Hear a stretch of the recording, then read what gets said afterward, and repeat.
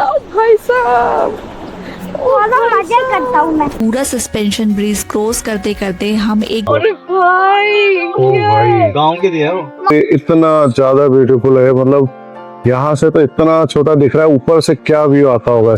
थोड़ा सा रुक के हम लोग एंजॉय कर रहे हैं। जब आप तत्व पानी की तरफ जाएंगे तो राइट साइड में आपको ये बहुत गर्म है क्या? हाँ मैं नहीं, इतना नहीं है, गुनगुना है।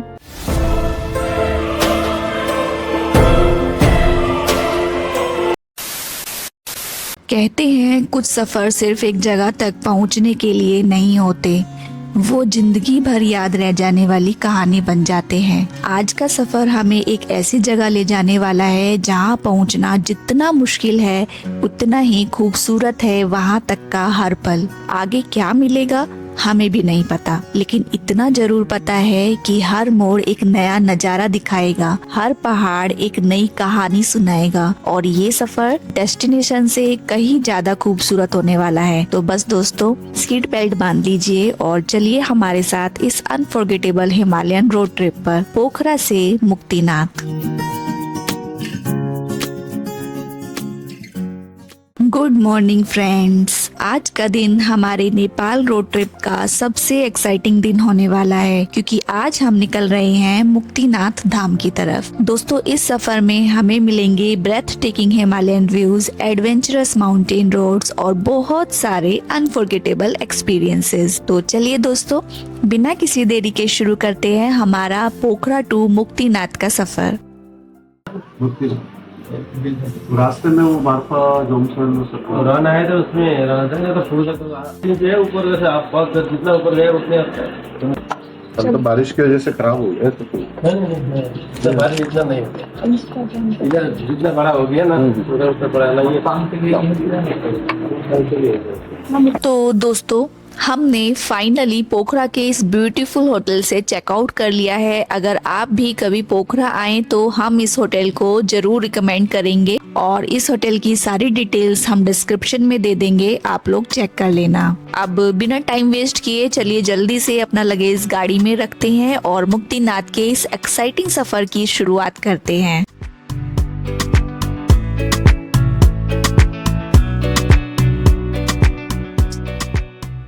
तो दोस्तों, हम लोग मुक्तिनाथ धाम के लिए निकल चुके हैं और रास्ते में हमने सोचा कि गाड़ी का टैंक यहीं फुल करा लेते हैं ताकि आगे किसी भी तरह की दिक्कत ना हो। माउंटेन रूट्स पर कब पेट्रोल पंप मिले या ना मिले इसका भरोसा नहीं होता, इसलिए सफर शुरू करने से पहले फुल टैंक करवाना ही बेस्ट ऑप्शन है।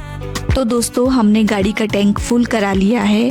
यहाँ पोखरा में डीजल का प्राइस अप्रोक्स 225 नेपाली रुपीज है, यानी 140 इंडियन रुपीज पर लीटर है। और एक और अच्छी बात दोस्तों ये है कि यहाँ कई पेट्रोल पंप्स और सुपरमार्केट्स पर यूपीआई पेमेंट भी एक्सेप्ट की जाती है, तो इंडियन ट्रेवलर्स के लिए पेमेंट करना काफी कन्वीनियंट हो जाता है। खैर, अब चलिए सफर को आगे बढ़ाते हैं। थोड़ी सी भूख भी लगने लगी है, तो अगर रास्ते में कोई अच्छा कैफे या फूड स्टॉप मिलता है तो वहाँ रुककर कुछ खा लेंगे और फिर अपनी मुक्तिनाथ तक की जर्नी कंटिन्यू करेंगे। तो दोस्तों, फाइनली हमें एक फूड स्टॉप मिल ही गया। बढ़िया समोसे दिख गए यहाँ हमें। सच बताएं दोस्तों तो काफी देर से हम लोग नेपाल में समोसे ढूंढ रहे थे और आखिरकार समोसा ढूंढ ही लिया हमने। अब बिना किसी देरी के चलिए नेपाल की ये टेस्टी समोसा चाट एंजॉय करते हैं और फिर उसके बाद अपनी जर्नी आगे कंटिन्यू करते हैं। देखो समोसे की दुकान पे हैं, नेपाली समोसा। तो ये देखिए दोस्तों, हमारी गर्मा गर्म समोसा चाट आ गई है। यहाँ नेपाल में समोसा चाट थोड़ी अलग स्टाइल में सर्व की जाती है। इंडिया में जो समोसा चाट मिलती है उससे ये काफी डिफरेंट लग रही है, लेकिन देखने में तो बहुत ही डिलीशियस लग रही है। अब देखते हैं टेस्ट कैसा है। 100 रुपए का समोसा मतलब कितने का पड़ा? 60 रुपए का? नहीं, 60 का पड़ा ना लगभग। 60 का 60 रुपए का एक 60 का समोसा, तो एक प्लेट। एक प्लेट। हाँ ठीक ठीक। तो आज हम जो है सुबह थोड़ा सा जल्दी तैयार हो गए हैं कंपैरेटिवली अदर डेज के हिसाब से, और ब्रेकफास्ट कर लिया है। गाड़ी में डीजल जो है पूरा भरा लिया है, फुल करा लिया है। सुबह के 8:55 हो रहे हैं और हम लोग यहाँ से बेनी विलेज की तरफ जा रहे हैं। आज हम जो है अन्नपूर्णा कंजर्व जो एरिया है वहां पर जाएंगे। जिसमें रास्ते में जो भी पॉइंट्स रहेंगे उसको घूमते हुए जाएंगे। और यहाँ से बेनी विलेज जो फर्स्ट पॉइंट हमारा हॉल्ट रहेगा 2 hours 25 minutes का दिख रहा है, 85 किलोमीटर। तो रास्ते में बेनी घूमेंगे, कौन सा और क्या क्या घूमेंगे, गांधरुक विलेज घूमेंगे, और आगे सारंगकोट आएगा। सारंगकोट नहीं, ये तो पास पास के हो गए, और भी थे ना दूर के जो एक्चुअल थे।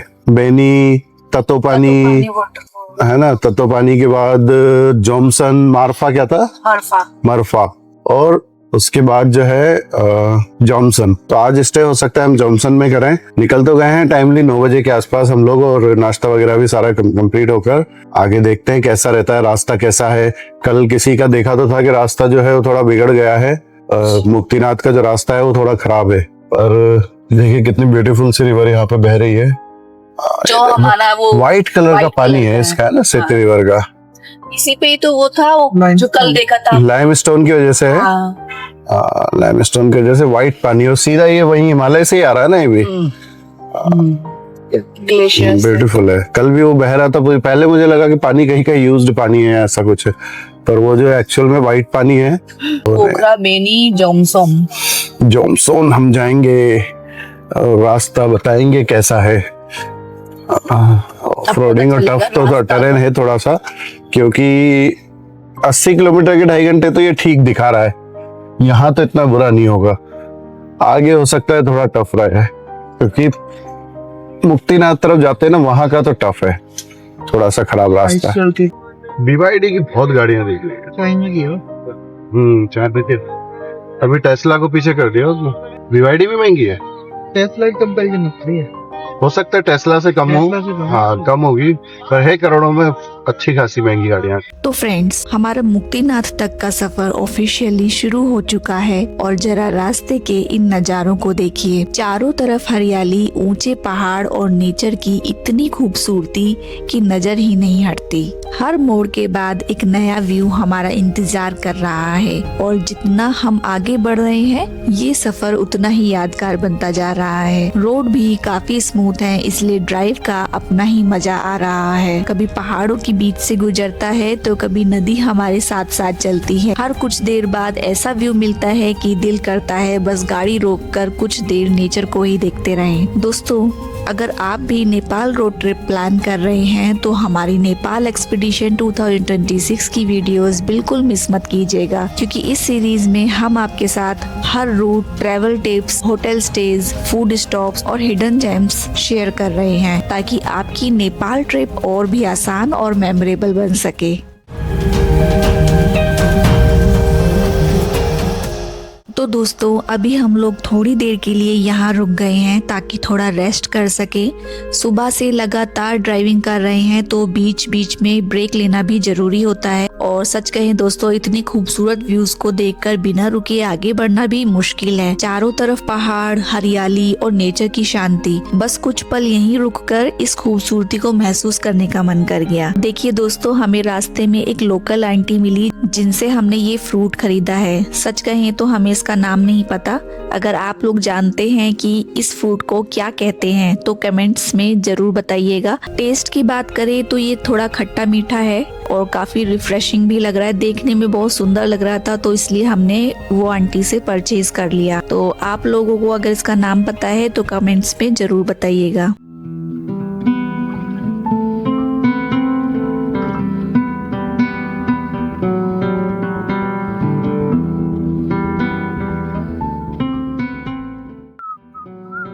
लांद्रुक आ गया, इसके बाद आएगा घांद्रुक। कितने अच्छे लग रहे हैं। खाजा घर तो लग ही नहीं रहे, तो नर्सरी लग रहे हैं। अपने यहाँ तो नर्सरी होती है ऐसी। इतने ग्रीन पहाड़ तो बहुत बड़े बड़े हैं, छोटे भी नहीं है। वही कह रहा हूँ, इतनी ग्रीनरी और इतने बड़े पहाड़। MP में भी इतने बड़े बड़े हैं, पर इतने ऐसे पहाड़ नहीं है, जबकि सबसे ज्यादा जंगल MP में ही है। तो दोस्तों, जैसे जैसे हम मुक्तिनाथ की तरफ आगे बढ़ रहे हैं वैसे वैसे यहाँ का लैंडस्केप भी पूरी तरह बदलता जा रहा है। अभी तक चारों तरफ लश ग्रीन माउंटेन्स और घनी हरियाली देखने को मिल रही थी, लेकिन अब धीरे धीरे ग्रीनरी कम होती जा रही है। यही तो इस रूट की सबसे खास बात है दोस्तों। सिर्फ कुछ घंटों के सफर में नेचर अपने इतने अलग अलग रूप दिखा देता है कि हर कुछ देर बाद लगता है जैसे हम किसी नई दुनिया में आ गए हों। अभी थोड़ी देर में हम लोग बेनी के काफी करीब पहुंचने वाले हैं और यहीं से इस रोड ट्रिप का लैंडस्केप एक बार फिर से बदलने लगेगा। बेनी के बाद धीरे धीरे रॉकी माउंटेन्स और ड्रामेटिक वैलीज शुरू हो जाएंगी। यहीं से मुक्तिनाथ का असली माउंटेन एडवेंचर भी शुरू होता है। तो चलिए देखते हैं आगे ये सफर हमें और कितने खूबसूरत नज़ारे दिखाने वाला है। ये देखो कितना बढ़िया ब्यूटीफुल सा एक वाटरफॉल चल रहा है। वाटर स्ट्रीम है, रास्ते में ही है। ये भी ग्लेशियर से शायद पिघलता हुआ ही आ रहा है और ब्यूटीफुल है। गांव कितने बढ़िया है यहाँ पे, ब्यूटीफुल से बिल्कुल शांत एकदम, और ग्रीन इतने हैं। उत्तराखंड के भी अपने मतलब हैं ऐसे ही। मोदी खोला ब्रिज, मोदी यहाँ भी खोल, मेरे को वो याद आ गया। मोदी यहाँ भी खोल गया ब्रिज। मोदी है तो मुमकिन है। मोदी बोले तू तो पति चोर देख लो, पति चोर कहाँ है? ये रहा है लिखा पति चोर, बाकी क्यों? नहीं देखा? मनाली जैसी फीलिंग आ रही है यहाँ पे। तो दोस्तों रास्ते में हमें जगह जगह ये ब्यूटीफुल सस्पेंशन ब्रिजेस भी देखने को मिल रहे हैं। इन्हें देखकर सच में रुकने का मन कर जाता है, लेकिन यहाँ गाड़ी रोकने की कोई सेफ जगह नहीं दिख रही है, वरना हम जरूर रुककर आपको भी ये खूबसूरत व्यूज दिखाते। अगर आगे फिर से कोई सस्पेंशन ब्रिज मिला और रुकने का मौका मिला तो इस बार हम आपको उसका क्लोजअप भी जरूर दिखाएंगे। अभी फिलहाल के लिए अपनी जर्नी आगे के लिए कंटिन्यू करते हैं। बिल्कुल नहीं जाना लेक नहीं है, रिवर है। ये देखो ब्रिज आ गया, ब्रिज आ गया। ये रख, ब्रिज है। हाँ ये रखना, ये जाओ, वहाँ से घूम वहाँ जाओ। जाने को। मोदी खोला भी। चले क्या पीटू? चाय क्या? हाँ चाय भी होगी, चाय कहाँ है? ओके पूछेंगे तो मिल जाएगी। तुमको चाय क्या? चाय चाय। तो फ्रेंड्स फाइनली हमें एक सस्पेंशन ब्रिज मिल ही गया और साथ ही एक छोटी सी टी शॉप भी। हमने सोचा जब तक चाय बनती है तब तक इस सस्पेंशन ब्रिज को एक्सप्लोर कर लेते हैं।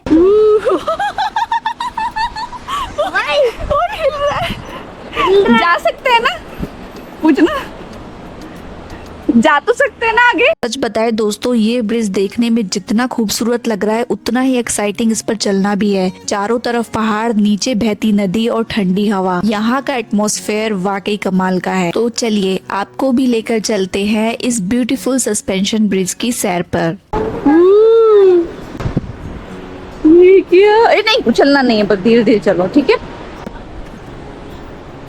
ओ भाई साहब, वाला मजा करता हूँ मैं।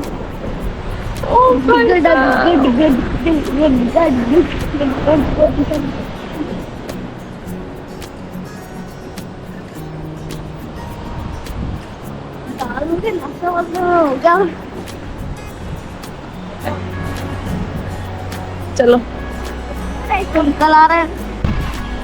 चलो वहां तक चलेंगे। कहीं नहीं हो रहा कुछ, वहां तक जाएंगे फिर हम वापस आएंगे।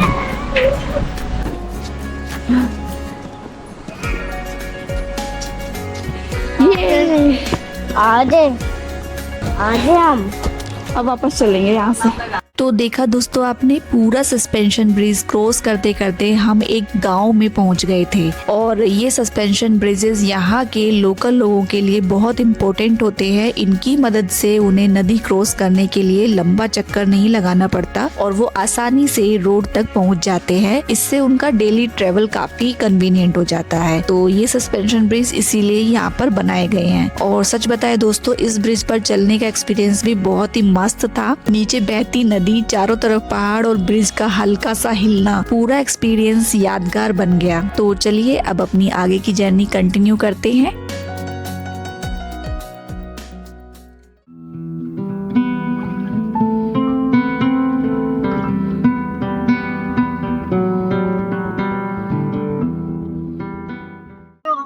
कुष्मा है, अच्छा वो यही बता रहा, कुष्मा से होगी बंजी जंपिंग। तो दोस्तों अभी कहाँ पे हैं, कौन से विलेज में? हाँ कुष्मा। कुष्मा ये जो है अपने जोमसम जो हम जा रहे हैं उसके रास्ते में ही पड़ता है कुष्मा। और यहाँ पे शायद बंजी जंपिंग के लिए ये फेमस है। इस एरिया में बंजी जंपिंग कराई जाती है और कुछ अलग से स्पोर्ट्स एक्टिविटी भी होती है उसके अलावा भी। तो अगर आप लोग इंटरेस्टेड होते हैं तो इधर भी आ सकते हैं। दूर तो क्या क्या बेनी आने वाला है, बेनी के बाद तोतोपानी। हाँ बेनी बेनी लंबा स्ट्रेच है, उसके बाद तो क्या है कि फिर थोड़ी के बाद थोड़ी से रॉकी माउंटेन्स दिखेंगे। थोड़ी ऐसी- ग्रीनरी कम हुई है। ऐसी घास आने लग गई रॉकी माउंटेन। केले के पेड़ बहुत हैं यहाँ, है ना, बनाना। तो फ्रेंड्स, अब हम बेनी के बिल्कुल करीब पहुंचने वाले हैं। बस 13 किलोमीटर का सफर और बाकी है और बेनी के बाद इस रूट का लैंडस्केप एकदम बदल जाएगा। अब तक जो लश ग्रीन माउंटेन्स देखने को मिल रहे थे, उनकी जगह धीरे धीरे रॉकी माउंटेन्स, डीप वैलीज और ड्रामेटिक क्लिफ्स नजर आने लगेंगी। यकीन मानिए दोस्तों, यहीं से मुक्तिनाथ रोड ट्रिप का असली हिमालयन एक्सपीरियंस शुरू होता है। तो चलिए देखते हैं आगे नेचर हमें और कितने खूबसूरत सरप्राइजेस दिखाने वाली है। वो ब्रिज देखो ऊपर, भाई ऊपर का ब्रिज कितनी ऊपर है। ओह एक दो वीडियो कर दो।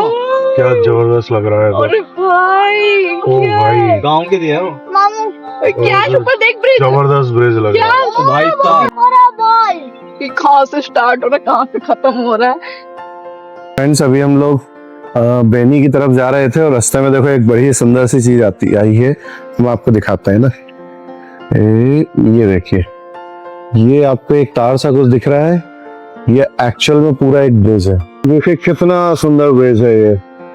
पे लोग हैं एक्चुअल में, चल भी रहे हैं, आप देखेंगे। मैं कोशिश करता हूँ कुछ दिखा दूं आपको। ये देखिए लोग हैं जो इसको क्रॉस कर रहे हैं और ये इतना ज्यादा ब्यूटीफुल है। मतलब यहाँ से तो इतना छोटा दिख रहा है, ऊपर से क्या व्यू आता होगा इसका। देखिए अब नीचे भी इसके रिवर बह रही है। मतलब चल इतनी ऊंचाई पे चल रहे हैं वो लोग। ये देखने तो पतला लग रहा है ऊपर से, हाँ तो पतला लग रहा है ब्रिज। बेटा पतला ही है वो। ये ऊपर से कितना ज्यादा नीचे दिखता होगा। हाँ।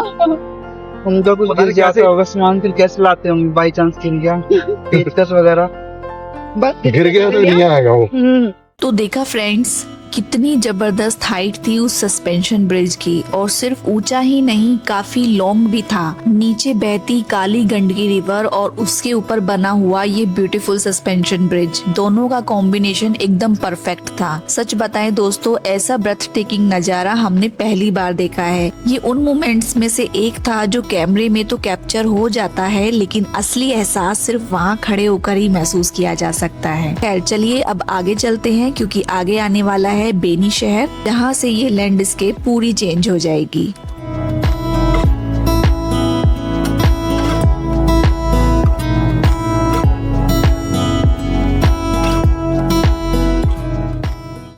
आ गया बेनी, बेनी बाजार है ये। मार्केट के हिसाब से बेनी है ये, बस village, local village, Himalaya village type. तो दोस्तों फाइनली हम बेनी पहुंच गए हैं और यहीं से इस रोड ट्रिप का एक नया चैप्टर शुरू होने वाला है। अब धीरे धीरे ग्रीन माउंटेन्स की जगह रॉकी क्लिफ्स, डीप वैलीज और रफ हिमालयन टेरेन देखने को मिलेगा। तो चलिए देखते हैं कि किस पॉइंट से हमें इस चेंजिंग लैंडस्केप की पहली झलक मिलती है।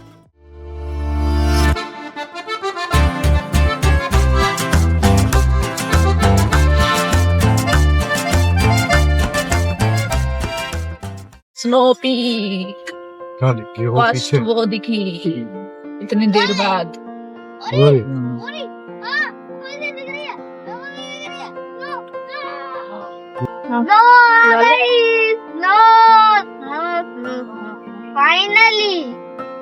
फाइनली यार। भाई ये रोड है या तो पानी भी नहीं पहुंच। तो पानी भी नहीं पहुंचे अभी। बेनी के बाद से जो है रोड खराब काफी आ गया है। बीच बीच में खराब तो है ही, सही पूरा अच्छा नहीं है। साइड में रिवर चली रही है, कौन सी काली काली रिवर है, कौन सी है? काली गंडकी, नहीं काली करके कुछ लिखा आ रहा था। काली गंडकी। काली गंडकी। हाँ हाँ अच्छा। रोड आता है, थोड़ा ठीक आता है, थोड़ा बेकार आ जाता है, फिर बेकार हो जाता है। वो अब आया स्नो पीक सामने का, वो आ गया बादलों में ढका हुआ। और क्या देख लो, अब सामने आने आ गए। क्या हाँ सही दिख रहा है, सामने देखो, बादल हो रखे हैं ना, बहुत हाँ, अच्छा। बहुत अच्छा दिखता। अरे वो अरे वो सामने देख सामने, तैयार हो जाओ उस पर लेटने के लिए। ओहो वाटरफॉल आ गया शानदार। कहाँ है शानदार है, ये तो बहुत ही शानदार। कहाँ है मुझे क्यों नहीं दिख रहा? इतना प्यारा। ओ, क्या वाटरफॉल आ गया। इतना प्यारा, इतना प्यारा कैसे हो सकता है ये? राइट साइड में कितना प्यारा दोस्तों, ये देखो। ये भी रावती थी वाटरफॉल। दूर से तो ज्यादा ही प्यारा दिख रहा था, पास से पता नहीं, यहीं खड़ी कर देते पर है अच्छा है। लेफ्ट। चलो अच्छा था। साइड में तरफ आ गए। तो दोस्तों तत्तोपानी से पहले हमें ये ब्यूटीफुल सा वाटरफॉल दिख गया है। दूर से ही ये इतना खूबसूरत लग रहा है कि हमसे रुका ही नहीं जा रहा। तो चलिए इसके बिल्कुल पास चलते हैं और आपको भी ये अमेजिंग व्यू दिखाते हैं।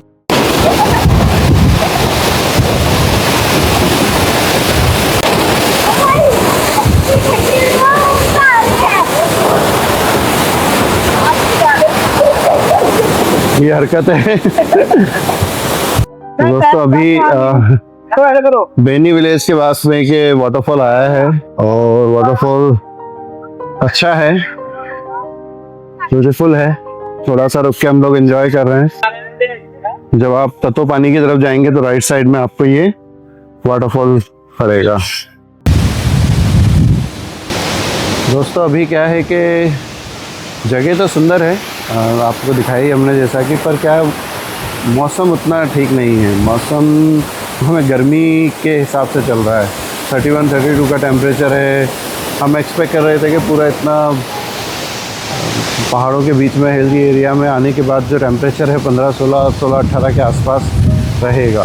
लास्ट ईयर हमने जब उत्तराखंड का ट्रिप करा था तो उसमें बहुत ही बढ़िया टेम्परेचर था सब जगह पे। मतलब आप बहुत ही कम जहाँ जगह होंगी जहाँ पर हम लोगों को 15-16 का टेम्परेचर मिला और उसमें भी हमें मतलब कंपैरेटिवली गर्मी का फील हो रहा था।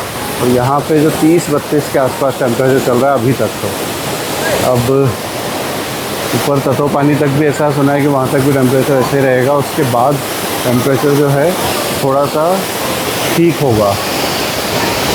चलो अभी तो वाटरफॉल को एंजॉय करते हैं, बाकी फिर उसके बाद आगे चलेंगे थोड़ी सी देर में।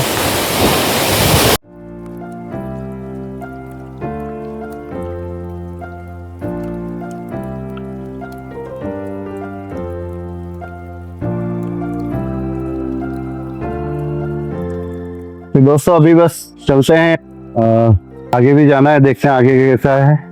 ठीक है, ये ओके एक पॉइंट था, वाटरफॉल अच्छा लग रहा है इसके पास में।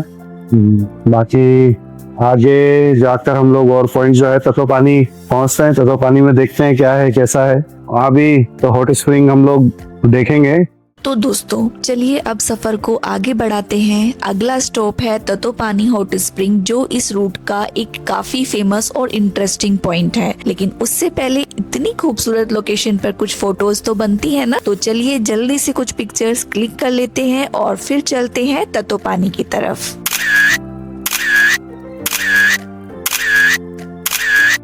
तो दोस्तों फाइनली देखिए लैंडस्केप पूरी तरह चेंज हो गई है। बस वाटरफॉल से थोड़ा ही आगे आए हैं और ये देखिए पूरा सीन ही बदल गया है। अब चारों तरफ लश ग्रीन माउंटेन्स की जगह ये बड़े बड़े रॉकी माउंटेन्स नजर आ रहे हैं। और इस रोड को देखिए दोस्तों, एक तरफ बहती हुई रिवर और सामने आसमान को छूते पहाड़ और उनके बीच से गुजरता हुआ ये रूट। सच बताएं दोस्तों, ऐसा लग रहा है जैसे हम किसी मूवी के सीन में ड्राइव कर रहे हों। यहीं से मुक्तिनाथ रोड ट्रिप का असली हिमालयन एक्सपीरियंस शुरू होता है।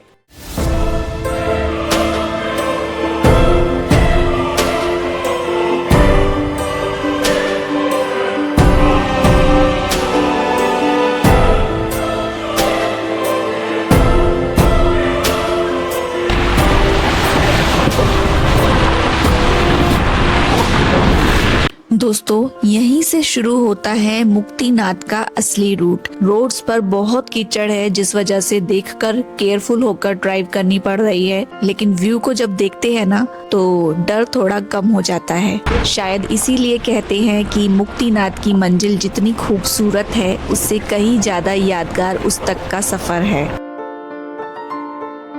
तो फ्रेंड्स, हमारा अगला स्टॉप है तत्तोपानी हॉट स्प्रिंग। पहाड़ों के बीच बसी एक ऐसी जगह जहां नेचर का एक और अनोखा रूप देखने को मिलता है।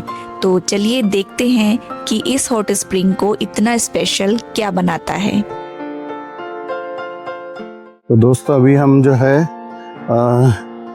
तत्तोपानी नाम से एक जगह है जहाँ पे हॉट स्प्रिंग वाटर है, वो देखने आए हैं। देखते हैं कैसा बना हुआ है यहाँ पे।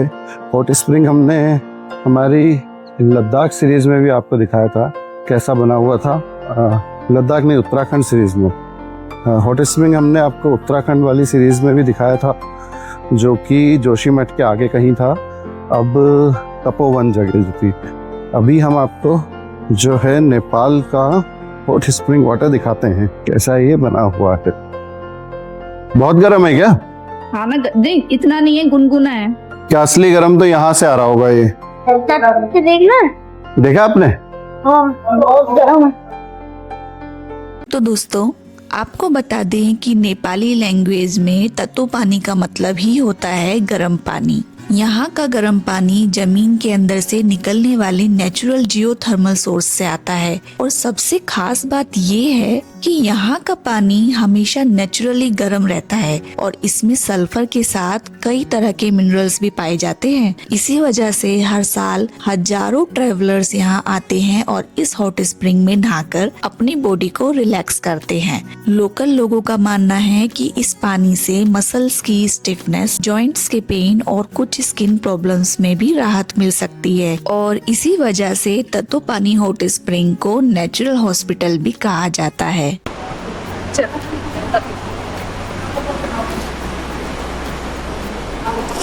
तो चलिए दोस्तों अब बढ़ते हैं अपने सफर की तरफ और जर्नी को कंटिन्यू करते हैं। वैसे तत्तोपानी हॉट स्प्रिंग का एक्सपीरियंस काफी इंटरेस्टिंग और बिल्कुल यूनिक था। अगर आप भी पोखरा से मुक्तिनाथ या मस्तांग रोड ट्रिप प्लान कर रहे हैं तो इस जगह को अपनी ट्रैवल लिस्ट में जरूर ऐड कीजिएगा, क्योंकि ये सिर्फ एक स्टॉप नहीं बल्कि रोड ट्रिप के बीच रिलैक्स करने का एक परफेक्ट एक्सपीरियंस है। हमारे हिसाब से ये प्लेस डेफिनेटली विजिट करने लायक है। तो चलिए अब आगे चलते हैं।